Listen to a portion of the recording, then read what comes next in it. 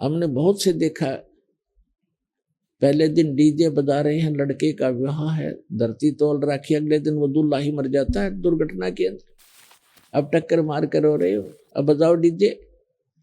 तो ऐसे गंदे लोक में, और हम ये ऐसी परंपराएं बनाकर अपना जीवन नाश कर रहे हैं। दहेज लेते हैं, लोग दिखावा देते हैं, तो ये नहीं करना चाहिए हम, क्योंकि सारा जीवन कमाते रहते हैं, फिर उठाकर ब्याह और कोठी पर लगा देते। तो हमने सिंपल मकान जो भगवान अलाउड करे उतना ही बनाओ, चाहे छांड अपनी झोंपड़ी डाल लो, दया करता है भगवान तो मकान बना लो, आपकी व्यवस्था है तो। एक झोंपड़ी भी अच्छे ढंग की बनाई हुई उतना ही काम करेगी जो आपके महल करेंगे। और आजकल के पक्के मकानों से झोंपड़ी जो डाली जाती थी वो गर्मी सर्दी दोनों से प्रोटेक्ट करना करती थी। आज एसी भी ना काम करे तो वो करा करती थी।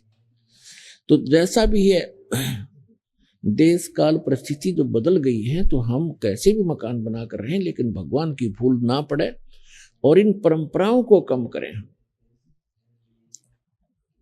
ताकि जैसे कि आज के हमारी रिवाज बन गई है, बेटी को हमने दुश्मन बना लिया गलत परंपराएं करके।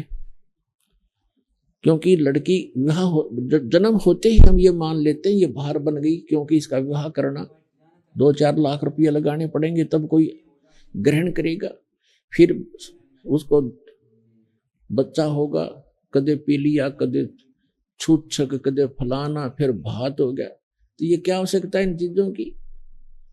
ये अपने ये मैन मेड है, गॉड मेड नहीं है। और हमने इनको खत्म करना पड़ेगा। तो बेटी देखना, सब चाह करेंगे बेटी हो, क्योंकि वजन ही नहीं रहेगा हमारे ऊपर। तो और बेटी बिना फिर बेटे के गाडोगे, बेटी ना होगी तो फिर ब्याह कितना होगा, अगला बेटी ना होगी तो किसे क्या। तो हमारी बुद्धि पर पत्थर पड़ गए, हम भगवान से दूर होकर समाज में ही रंग गए और उसी दृष्टिकोण से सोचने लग गए। तो इनसे ऊपर उठना पड़ेगा, तब हम भक्ति कर सकते हैं।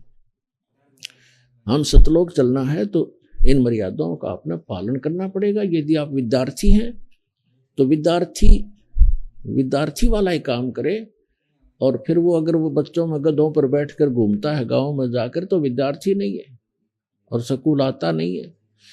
इस प्रकार आप जी ने ये अन्य परंपराएं त्यागनी होंगी। तो कहने का भाव यह है कि परमात्मा स्वयं आते हैं, एक लीला करके दिखाते हैं कि भक्त को केवल इतना ही पर्याप्त है, इससे अधिक नहीं। कबीर साहब कहते हैं, कहा चनावे मेड़िया ये लंबी बीत उसारे, घर तो 3.5 हाथ भाई गणात पौड़े 4। क्या प्रसन्न हो रहा, लंबी लंबी द्वार खींच कर लंबी लंबी मेड़िया बनाता है, बड़े दीवाने बनाकर ऊंची ऊंची कोठियां गाड़ रहा है, महल हवेली बना रहा है। परमात्मा कहते हैं, घर तो 3.5 हाथ गणाते पौड़े 4। 3.5 ऊंट हाथ कहते हैं 3.5 हाथ को। ये जो हाथ है यहां से लेकर यहां तक कौनी तक, ये एक हाथ कहलाता है। और प्रत्येक स्त्री या पुरुष का अपना शरीर 3.5 हाथ का होता है। ये 3 तो पूरे और आधा इतना होता है। परमात्मा कहते हैं, आप चाहे 4 मंजिल की कोठी बना रखिए और 20-20 कमरे कक्ष हैं, एक चारपाई पे इतने स्थान पर सोओगे आप, किसी कोने में कहीं डाल लेना।